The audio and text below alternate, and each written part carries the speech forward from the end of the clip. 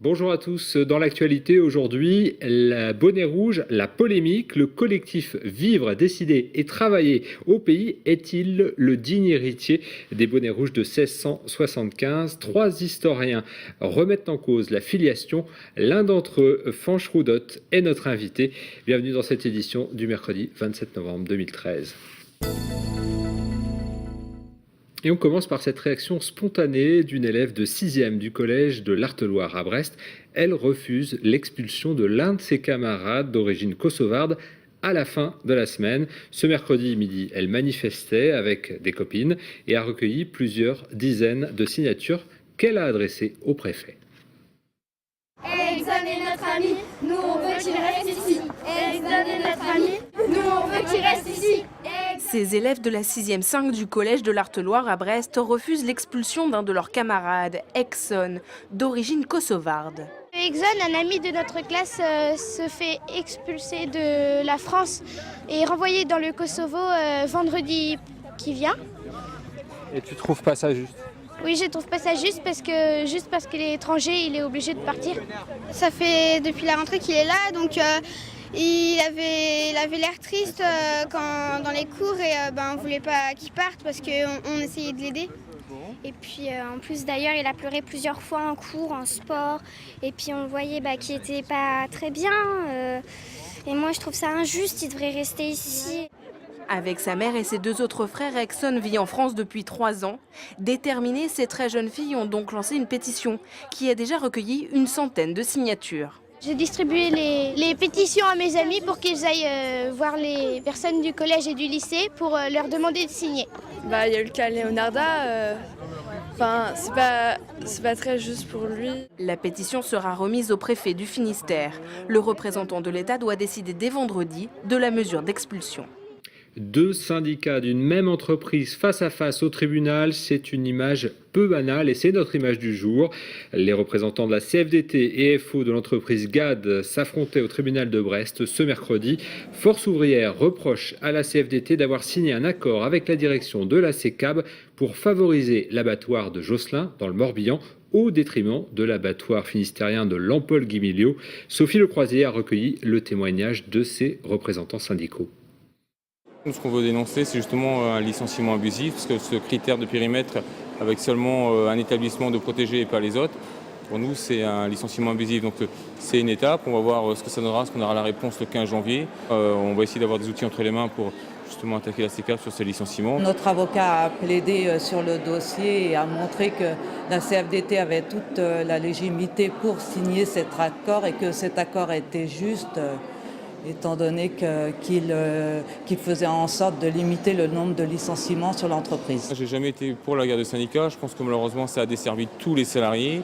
La situation de l'entreprise a fait que c'était évident qu'on serait allé vers là, soit un site majoritaire CFDT et un site majoritaire FO avec un qui ferme et l'autre qui reste debout. Allait obligatoirement entraîner cette guerre. Alors, moi, je dirais plutôt que ce sont des guerres de sites plutôt que des guerres de syndicats et malheureusement ça ne sert personne. Il va y avoir une commission de suivi qui va se mettre en place et qui est prévue au sein du PSE et de la cellule de reclassement. Donc on espère que par le biais de cette cellule-là, il sera fait le maximum pour que tous les salariés de l'Ampol et de Saint-Nazaire puissent rebondir. Voilà, les Bonnets Rouges se rassembleront samedi à Carhaix, pratiquement au même endroit où en 1675 la révolte des Bonnets Rouges était née. Entre le mouvement du XVIIe siècle et celui de 2013, la filiation est-elle véritable ?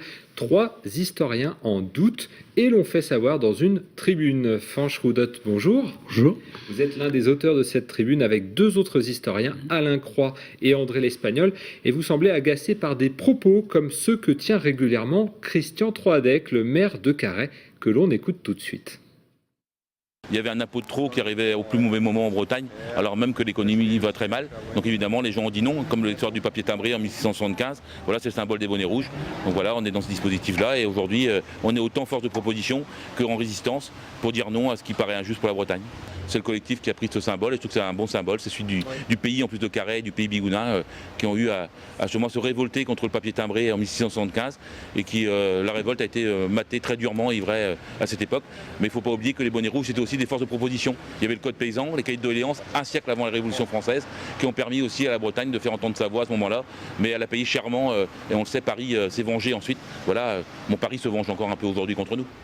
Alors, Fanch-Roudotte, vous n'êtes pas tout à fait d'accord avec Christian Troadec et vous parlez même de manipulation de l'histoire. Le collectif, pour vous, a récupéré un symbole, mais la cause n'est pas la même.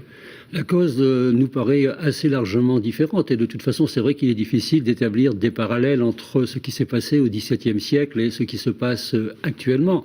Je ne vais pas vous dire que je suis totalement en désaccord avec Christian Troadec, qu'il y a effectivement eu un détonateur fiscal de la révolte, mais la révolte de 1675, je veux dire, je parle de la révolte des bonnets rouges, hein, pas des révoltes urbaines qui, elles, avaient un caractère plus nettement antifiscal. La révolte des bonnets rouges, s'il y a eu cet élément déclencheur, s'est révélé être une révolte originale dans la France du XVIIe siècle. Et c'est une révolte qui était surtout tournée vers des seigneurs locaux et pas vers un pouvoir central, en l'occurrence le roi à l'époque. Contre le roi, non, mais de toute façon, là, si vous voulez, ce n'est pas original. Partout, on crie « Vive le roi sans la gabelle », « Vive le roi donc sans l'impôt ». Non, le fisc est évidemment... Enfin, les raisons fiscales sont évidemment importantes, mais elles sont, à notre avis, un peu secondaires par rapport aux autres raisons. En fait, les bonnets rouges qui se révoltent, ce sont des paysans. Et ces paysans se révoltent contre tout ce qui les exploite, tout ce qu'ils considèrent comme leurs exploiteurs. Et parmi ces exploiteurs, il y a bien évidemment donc les agents du fisc, il y a aussi le clergé, puisque le clergé prélève une part sur la récolte que l'on appelle la dîme, et surtout les seigneurs. Ces seigneurs qui d'ailleurs ne sont pas tous nobles, disons les seigneurs et les propriétaires fonciers. Et aujourd'hui, donc en 2013, par contre, vous avez noté, vous, en tant qu'historien, une différence, c'est-à-dire que le mouvement, finalement, a choisi ce symbole du bonnet rouge, mais rassemble des gens qui sont d'horizons et de revendications, finalement, très, très diverses. Oui, c'est une des raisons pour lesquelles nous avons publié cette tribune, enfin nous avons écrit cette tribune qui a été publiée donc, dans les journaux régionaux, mais comment dire, une des choses aussi qui nous paraît... comment dire, un peu étrange dans cette récupération du symbole des bonnets rouges, c'est l'attribution, et Christian Troadec vient de refaire, si vous voulez, de refaire, disons, la même confidence, qui d'ailleurs n'en est pas une, puisqu'il le proclame haut et fort, c'est Paris qui est responsable de tous les maux.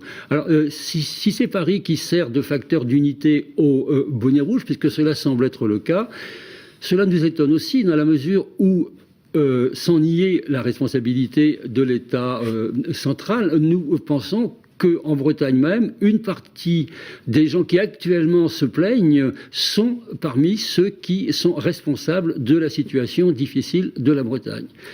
Fanch-Roudotte, merci beaucoup d'être venu refaire un point d'histoire. On peut signaler d'ailleurs que ce livre, qui était Les bonnets rouges, paraît en ce moment chez Scolvrez. Il est signé Michel Nassier, que vous connaissez d'ailleurs. Michel Nassier est aussi un très bon connaisseur de la Bretagne des XVIe et XVIIe siècles. Vous m'avez montré son ouvrage, je ne le connaissais pas, donc je ne peux pas vraiment en faire une analyse.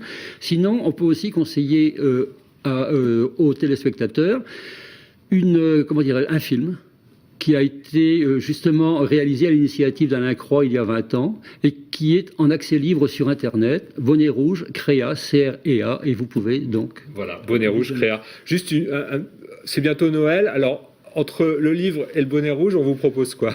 Le livre. Le livre, voilà. Et on poursuit avec notre chiffre du jour. 49 000, c'est le nombre d'éco-wacteurs, les particuliers, des collectivités ou des entreprises qui s'engagent pour l'économie d'énergie. Pour la 6e année, l'opération EcoWatt a été relancée lundi. Objectif, anticiper les variations du thermomètre pour éviter de faire sauter les plombs. Reportage de TVRN 35. À un mois de Noël, ces illuminations viennent embellir nos rues pour l'occasion. Mais la tendance est davantage aux économies d'énergie.